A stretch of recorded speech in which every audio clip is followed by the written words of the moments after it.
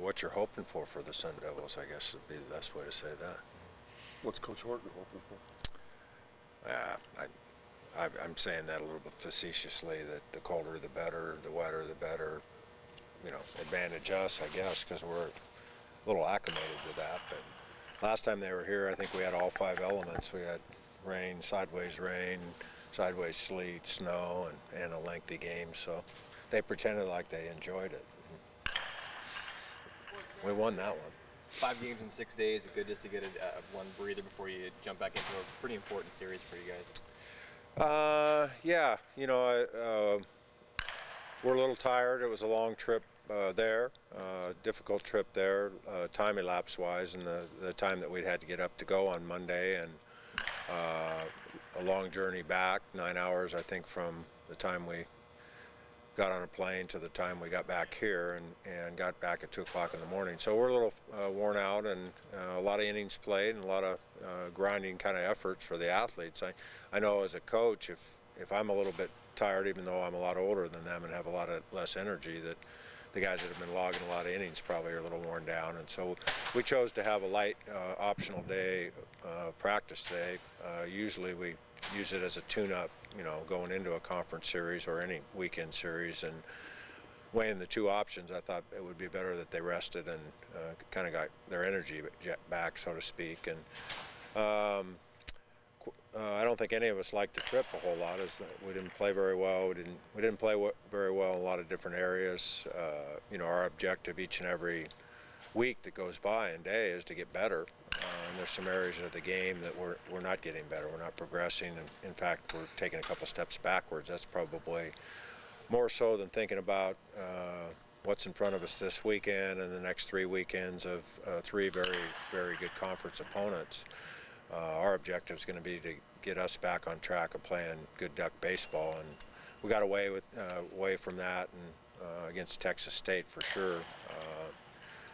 And those double midweek games, you always get deeper into your pitching staff than you do on the weekends. We've been fortunate that we haven't had a crummy start for a long time, and gave some kids some opportunity to see if they were ready to contribute, and unfortunately the answer was, at least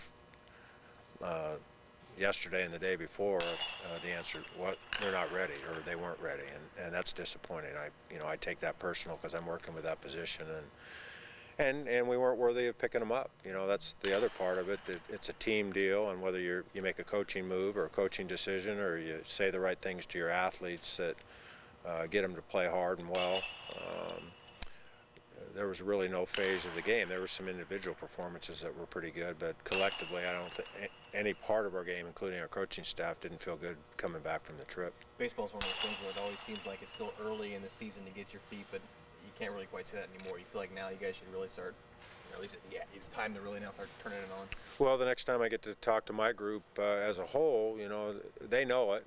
Just a reminder that those midweek games become critical. We're sitting at 3-3 in the conference, and if we're not the automatic qualifier in the conference, which is a difficult task in a conference like the Pac-12, then you better protect yourself with as many wins as you possibly can get in conference, and then outside of conference. Teams like Texas State that have been in and out of the top 25, and it was no different for them. They used midweek pitching too, and they beat us both times. So those are critical wins, and we've got a lot of games, a lot of midweek games in between. The focal battle is the weekend, and what we think is the toughest battle is the weekend. But if you don't take care of business in those midweek games, and you don't take care of business in the conference, then you have an early summer vacation, and I don't want that again. Sorry, I came a little bit late, but just Arizona State, this series, what does this series mean to your team? Well, another good conference opponent. You start with great personnel, very well coached. One of their staff members is an ex-player of mine, and Tim Esme, I have great respect for him, and since he's taken over for Coach Murphy in that situation, they've done very well, and maybe a little bit of the edge and energy has been taken away from them because of their probationary status, and as far as their athletes, fighting for a conference championship. But they're prideful athletes, and they run a prideful program, and they've got a little attitude to them, and they play baseball awfully well. And this is the first of 3. every weekend in the pack. Guess what? They're well coached. They have good players. You got your work cut out for you. All those kind of things. We're 3-3 against a couple teams that you wouldn't say are the teams that are probably going to be vying for a Pac-12 championship, but not taking anything away from Washington's effort of late. They've done a very good job, but when you look at ASU at home, UCLA, and Stanford on the road, the next 3 weekends probably will determine. We can take a look back and see where we're at as far as the Pac-12 conference race for sure. First time you guys have had 3 losses this season. How do you get your guys mentally out of that phase of, we just lost 3-0, we got to bounce back and play well this weekend? Well, it's really no different than if, the old, I think it's the major league deal, is you lose one game, you win one game. You win 2 games, you've won 2 games. You win 3, it's a winning streak, Well, guess what? We got a losing streak. And so it's no different than if we were winning, or the 10-game win streak that we had. The objective is to get better the first chance we get. Some guys will show up today to try to get better, and you start looking backwards. I don't think it's healthy. You look backwards to learn how to make adjustments and get better. And I know my kids pretty well. They're great kids. They like to win. They're very competitive, and I would think that should put us in a more of a poor, hungry-driven personality. But then. I thought that after I felt like we didn't play very well on Sunday against Utah. I thought it was one of our crummy efforts. And then I expected a little bit more of a response when we went to Texas State from all of us, and I'm not pointing the finger at them, from me too. I had a tough time when we showed up to work out on Monday night, being present, as we say, and I was different. So it isn't pointing my fingers at, we collectively didn't handle that very well. And I thought we would be more competitive in Texas than we were, and we weren't. So now, okay, we regroup, and what do we do about it this weekend? And that's the objective. So, it's a grind, and, you play 60 games, and there's ebbs and flows, and guys are playing well and pitching well, and it's baseball, as they say, and the next pitch has a chance to get it going back in the right direction, and that'll be about 6:03 on Friday. So does your message or tone change at all when you address the group before you head into the weekend series? Well, I try to be honest with my guys. They're smart enough to read right through, fake speeches or sugar pills or whatever.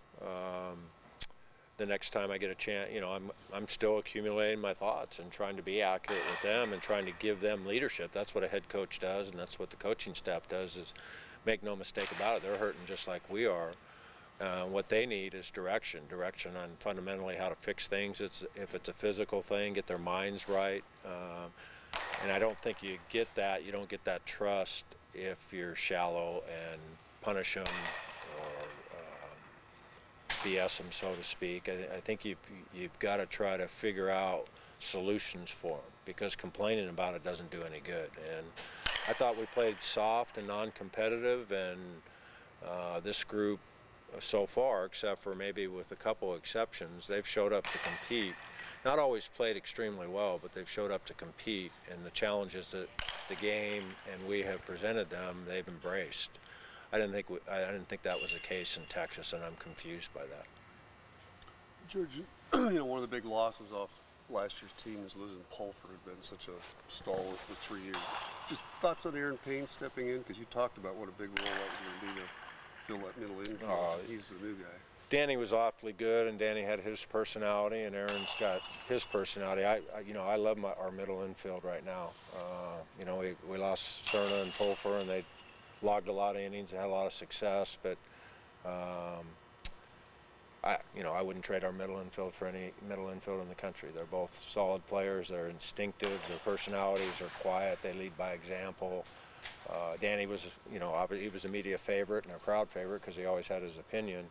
You're going to have to pry it out of Mr. Payne over there that I see sitting there, and but that doesn't make Danny a better baseball player.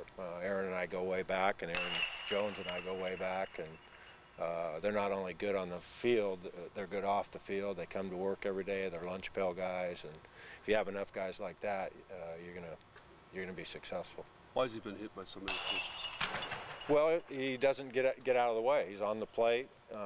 He understands the game of baseball, and he executes very well. He's a guy that consummate two-hole hitter. The only thing that he can't control is that you wish he ran a 6.3 60 and could steal 60 bases, but his back control, his bunting game, his patience, his ability to hit, his ability to hit behind runners, he draws a lot of pitches, he runs pitch counts up. He does everything that you would want a two-hole hitter to do. And he's just been bred. He was a bat boy for me at Cal State Fullerton, and he saw a lot of other athletes not jump out of the way of a ball to help the team win. And so if the ball comes at him, Aaron just chooses not to get out of the way, and so another way to get on base and another way to beat you, and that's what he's all about. He's going to beat you in a lot of different ways.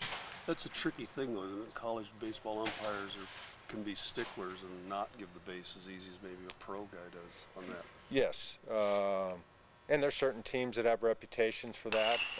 One of my very last games at Fullerton in the College World Series that worked against us were one of my ex-colleagues, Dave Serrano, his leadoff hitter at Irvine, took it a step further. He got on the outside of the box, then jumped on the plate against a three-quarter guy that we had throwing at an arm side run and stuck his arm out and got hit after we had told the umpire, hey, this is what he's going to try to do. He did it. The umpire didn't bring him back, and I got ejected from that game. That was my last game at Cal State Fullerton. So there's guys that are good at it. We certainly don't, whether it's Aaron or anybody else in our program, that you don't want to have injuries because of that. And you don't do that in pro ball, because what happens in pro ball is that, it's a little different mentality. It's like picking pitches. They catch you picking pitches in professional baseball, and then the next guy gets hit in the head. Or if you do that in pro ball, then the next time you come up, you get hit in the head. And that's kind of part of college baseball. You see it all over the country where guys don't give ground, and it's the college spirit. It's the my team against your team. It's the battle. It's part of the whole toughness philosophy that I didn't invent it, and a lot of good programs are doing that. And Aaron's one of those guys that just chooses not to get out of the way, and there's a lot of players in the Pac-12 that are the same kind of guys. If you miss inside, that guy's going to be on base, So it makes it harder to pitch inside in college baseball. In pro ball, they jump out of the way. So You mentioned the background of Aaron Payne, but Aaron Jones there too. I know you coached his brother down there at Fullerton. Can you talk about just kind of the history you guys have together in the family? yeah, it goes back to one of my best friends, probably my best friend besides my wife. Had a son that was friends with Aaron Jones's brother, and they grew up, and I heard all about them and got daily reports and watched them played and was in social environments with them. And then Clark Hardman was also in that kind of circle, and he was an All-American player for me at Cal State Fullerton. And Aaron Jones was always around the park and around his brother, and his brother is a coach at Cal State Fullerton now and was a solid player for me, and we had a lot of success with Chris. And Stan, his dad, is a unique situation because he's almost like a friend instead of a dad relationship, and we've been around each other for a long time because of a guy named Tim Matz, who's a coach now, and so he's kind of grown up around me, and shame on him that he should have learned, because he was around me when I coached his brother, that he should have never come and played for me with all the negative things that I do. Yeah, but he comes right in and he plays all but one game for you last year. He leads you at RBIs and walks, and he's right up there again with you. What does it say about a hitter where he's got the average, got the ribbies, but he's also walking too? I mean, that OBP is pretty important these days. Well, he's earned that. That didn't come from the recruitment or me knowing him for a long time. And, the other side of it is I've known Aaron Payne for a long time. Again, being my bat boy, and got 3 ex-bat boys that are in the major leagues. And Aaron didn't come in and play every inning last year, but now he's in there all the time. And, they've done it the old-fashioned way. They've earned it.